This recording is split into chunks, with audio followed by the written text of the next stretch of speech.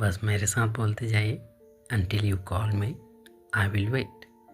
Until you call me, I will wait. जब तक तुम मुझे फ़ोन नहीं करते मैं इंतज़ार करूँगा। दूसरा देखिए, until you arrive, I will stay here. Until you arrive, I will stay here. जब तक तुम नहीं पहुँचते मैं यहीं रुकूँगा। तीसरा देखिए, until you finish, I will not leave. Until you finish, I will not leave. जब तक तुम ख़त्म नहीं करते मैं नहीं जाऊँगा। जब तक तुम ख़त्म नहीं करते मैं नहीं जाऊँगा।